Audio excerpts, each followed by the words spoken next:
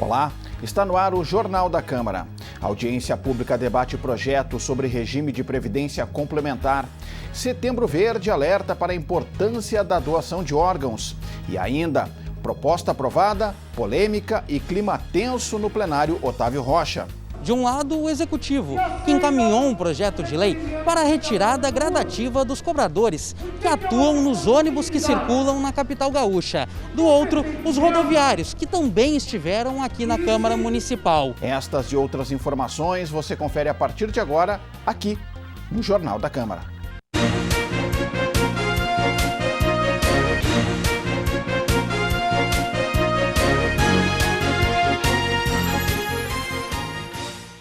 O Legislativo realizou audiência pública para debater proposta da Prefeitura que trata da revisão do regime de previdência complementar. Segundo o governo, a medida visa garantir recursos para a estruturação da modalidade.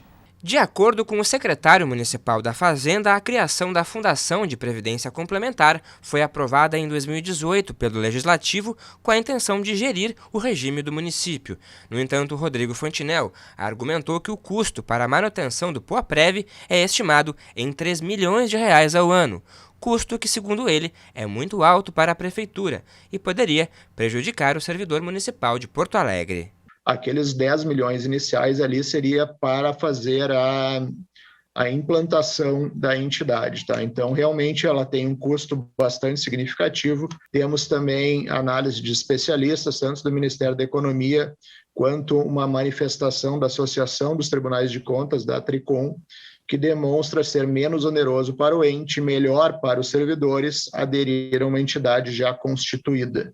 Por que isso? Porque dilui o custo administrativo e esse custo administrativo sendo diluído, ele fatalmente vai gerar maiores benefícios para os servidores. Com o projeto de lei, a Prefeitura quer modificar a gestão da Previdência Complementar e propor uma seleção pública para a escolha de uma entidade que possa gerir o regime do município. Porém, para os servidores presentes na audiência pública, a proposta trará reflexos negativos para a aposentadoria dos trabalhadores.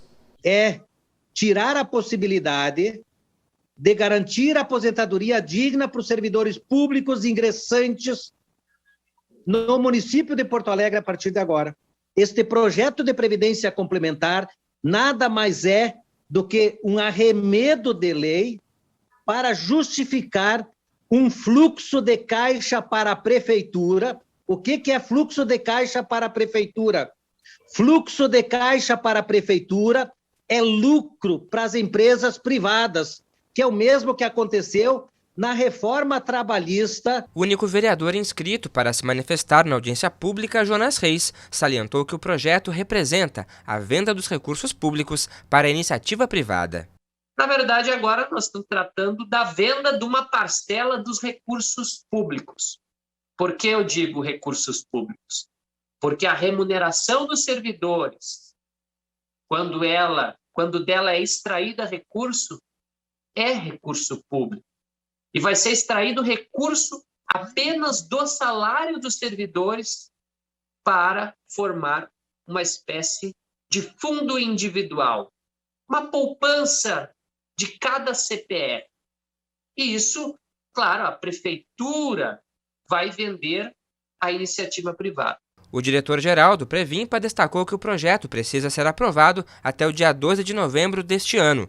Rodrigo Machado frisou que a proposta é a melhor opção para o servidor. E é justamente uma opção que traz um ganho tanto para quem for aderir ao plano de previdência complementar quanto para o município. Lembrando que só estarão ingressando no regime de previdência complementar aqueles servidores que fizerem opção por isso, os servidores que ingressarem no sistema após a implementação do novo regime, e aqueles que estão hoje no regime de previdência municipal, abrangido pelo Previmpa, e que aderirem a esse plano. Então, a aposentadoria dos atuais servidores continua sendo garantida pelo Previmpa. Uma emenda constitucional de 2019 passou a obrigar que os municípios instituam um regime de previdência. De acordo com a Prefeitura, o projeto de lei segue recomendação da Associação do Tribunal de Contas e Ministério da Economia. A Câmara da Capital aprovou o projeto do Executivo que prevê a extinção dos cobradores de ônibus na cidade até 2026. A sessão da última quarta-feira foi marcada por muita polêmica, em mais de 9 horas de debates e clima tenso no plenário Otávio Rocha. Nas galerias, representantes dos rodoviários acompanharam as discussões. Antes mesmo da abertura oficial das atividades, os trabalhadores ligados ao Sindicato dos Rodoviários conseguiram ingressar no plenário Otávio Rocha. Logo na entrada, houve confronto com agentes da Guarda Municipal devido à limitação de espaço nas galerias em função da pandemia. Depois do tumulto, a sessão foi suspensa para que uma reunião entre os líderes dos partidos pudesse determinar o andamento das atividades legislativas. Olha, juntamos os líderes de partidos, juntamente com o presidente da Câmara de Vereadores, que poderiam entrar até 20 rodoviários do sindicato. É legítimo eles quererem estarem assistindo uma sessão e achamos que desde que tenha ordem aqui na Casa Legislativa não há problema nenhum. Ficou decidido que cumprir o regimento, deixar as pessoas entrar, e é o que nós queríamos desde o início, que as pessoas pelo menos assistissem à decisão sobre o seu destino. Aqui nós vamos votar agora uma barbaridade, que é a extinção da função de cobradores nos ônibus. Sem nenhum sentido isso, a não ser uma crueldade do governo em relação aos cobradores, em época de pandemia. Liberados para acessar as galerias do plenário, os rodoviários acompanharam a votação da proposta. Conforme a categoria, a aprovação do projeto prejudica cerca de 2.600 trabalhadores. Se a gente não fizesse um tumulto, uma luta, que é do nosso direito, por mais que seja projeto dos cobradores, projeto da Carris, existem outros projetos da cidade, eu como morador de Porto Alegre, eu quero assistir esses projetos também. Nós queremos lutar, rodoviários é contra o projeto dos cobradores e da Carris, a privatização da Carris, contra isso aí.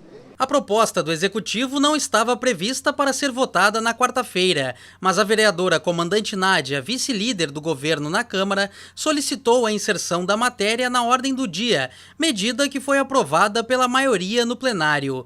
Com isso, o projeto passou a ser apreciado pelos parlamentares.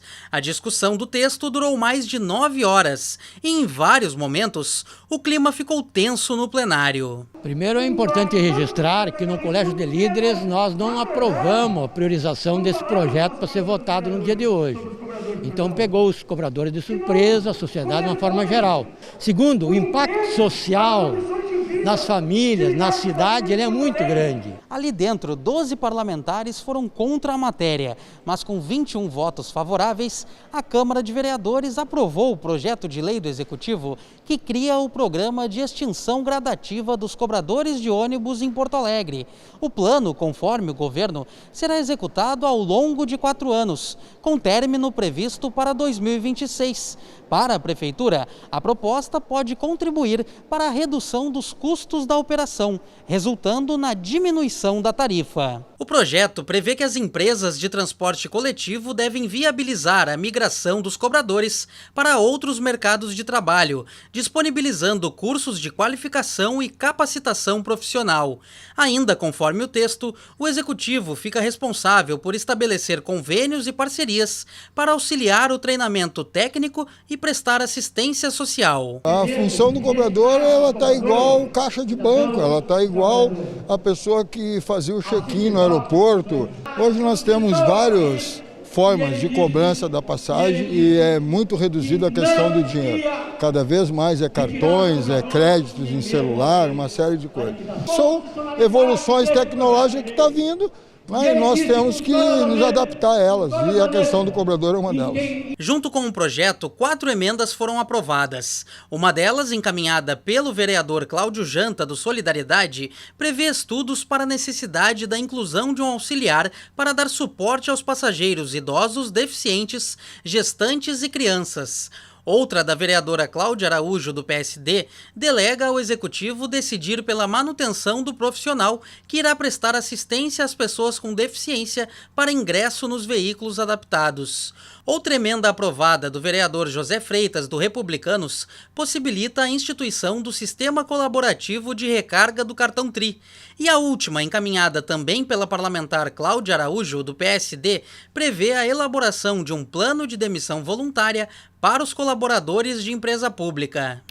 E tomou posse nesta semana o vereador suplente professor Cláudio Franzen, do PSDB. Professor de Educação Física, Cláudio Franzen destacou a importância da pauta do esporte no Legislativo. O vereador ainda mostrou preocupação com os casos de depressão entre os jovens. A minha área sempre foi o esporte, a cultura e a educação. E eu acredito que essas pautas têm que estar na casa e têm que ter muita relevância. Porque hoje, como eu estou de cabelo amarelo, por causa do mês Setembro Amarelo, que é a prevenção do suicídio, nós dessa área tão importante temos que levar isso à população para que as pessoas não entrem em depressão e não cometam suicídio. Nós estamos num momento muito delicado da nossa sociedade, da humanidade, em que nós, pessoas aqui da Câmara Legislativa, temos que levar as pessoas para esportes, para modalidades que eles possam ter movimento de saúde. Cláudio Franzen substitui o vereador Gilson Padeiro, do PSDB, que está em licença-saúde até o dia 6 de setembro.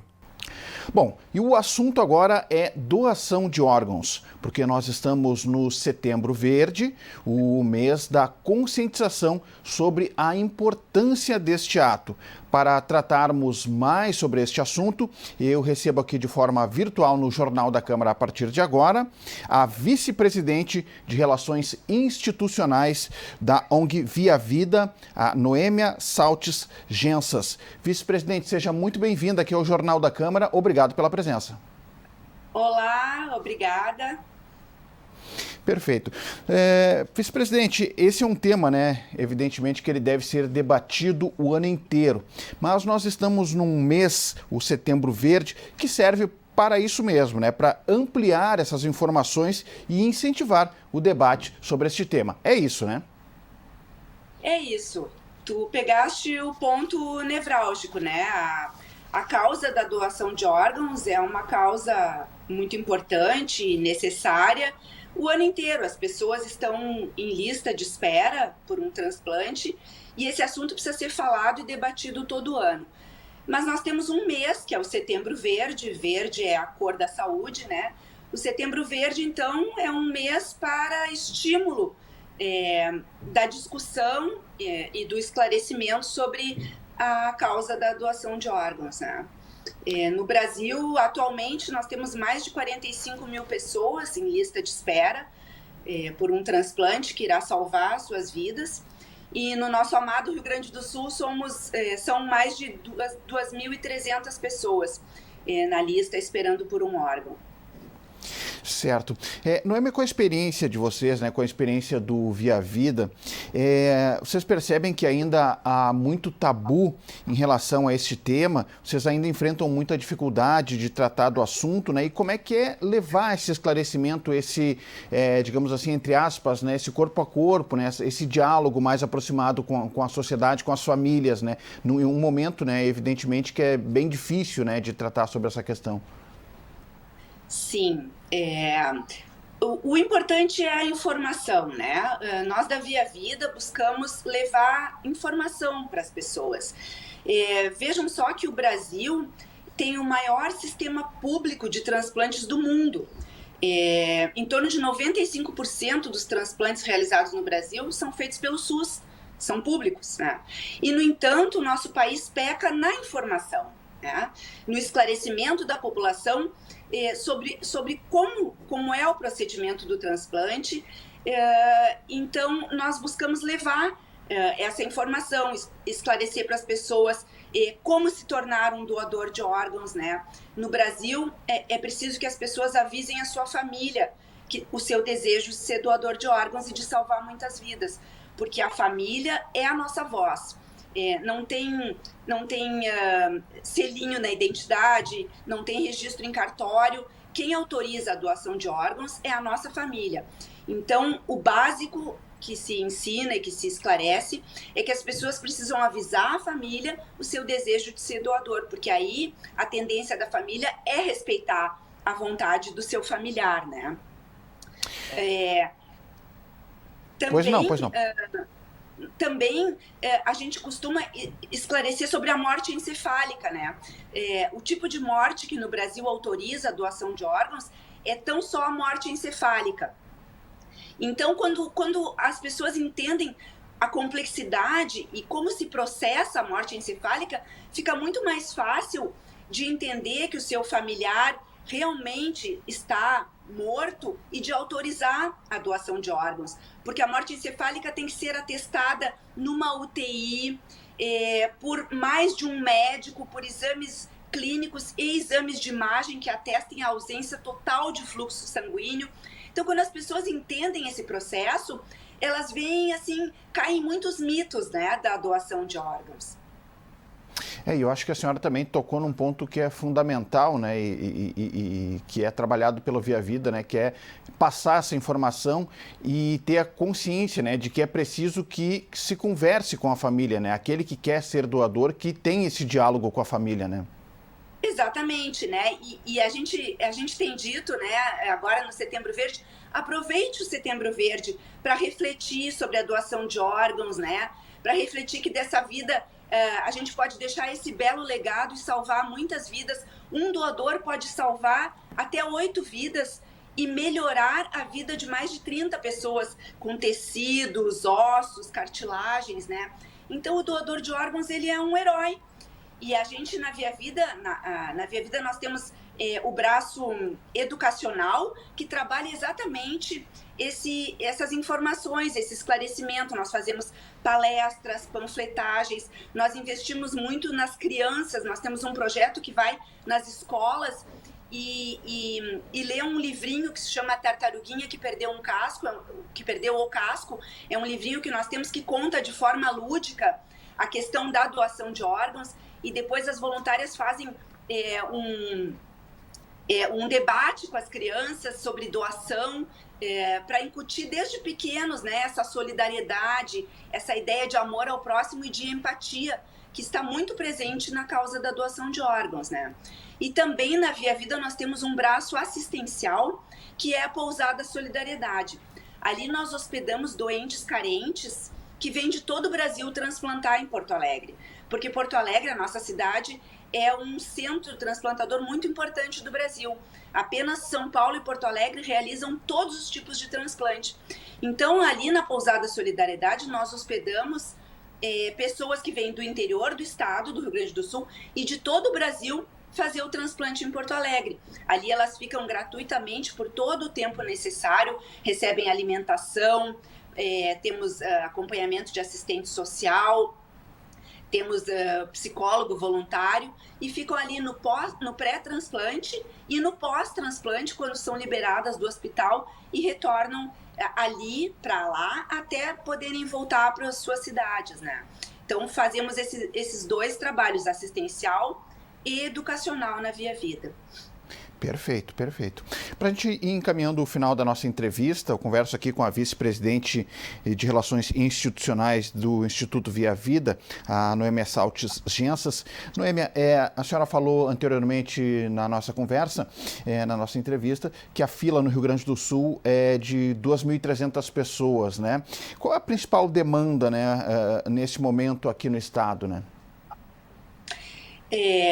A lista de espera é em torno de 2.300 pessoas. Ela aumentou muito com a pandemia, né? Porque no auge da pandemia diminuíram muito o número de transplantes, praticamente pararam, e muitas pessoas morreram, né, em lista de espera em todo o Brasil. O maior número de pessoas em lista é por rim, né? É disparado o maior número. Por quê? Porque as pessoas que aguardam por um rim, elas vão fazendo hemodiálise e vão se mantendo, com menos qualidade de vida, mas vão se mantendo, né? Então, a maior lista é por pessoas que aguardam um rim. Pessoas que aguardam um fígado, um pulmão, um coração, elas morrem em lista, elas não têm um substitutivo, né? Enquanto aguardam um transplante. Eu gostaria de frisar, claro, que todas as pessoas têm 4 vezes mais chance de precisar de um órgão, de ser um receptor, do que de ser um doador, né? Então, é bom que as pessoas pensem nisso, pensem que o seu risco maior é de precisar de um órgão e reflitam sobre isso e se declarem doadores de órgãos, avisem a sua família, né? Doar órgãos é um assunto que trata de esperança, não é um assunto mórbido, né? Ele trata de esperança, trata de amor ao próximo, de empatia, que são valores muito caros hoje em dia para todos, né? Sempre foram e cada vez mais, né? Então, avise sua família, seja um doador de órgãos, salve muitas vidas, né? Perfeito, está aí o recado, né? Então esse é o recado de trazer esperança, né? Então esse é o recado do Via Vida. Só para a gente finalizar, viavida.org.br, informações, enfim, de cunho geral, enfim, e os contatos, tudo ali pelo site, né, Noemi? Sim, também o nosso Instagram é Via Vida Pro e o nosso telefone 3333-4519. Quem quiser se voluntariar, quem quiser informações, quem quiser nos doar alimentos, roupas, né? Quem quiser conhecer mais sobre o nosso trabalho, será um grande prazer o contato de todos vocês. Ok. Eu conversei com a vice-presidente de Relações Institucionais da ONG Via Vida, Noêmia Saltes Gensas. Noêmia, muito obrigado pela entrevista aqui no Jornal da Câmara e parabéns pelo trabalho.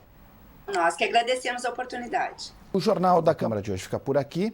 A gente convida você a acessar as nossas redes sociais e também o site da Câmara de Vereadores de Porto Alegre para ficar por dentro de todas as informações, todas as notícias do Legislativo aqui na capital gaúcha. Nós voltamos na próxima edição. Obrigado pela audiência mais uma vez e até lá.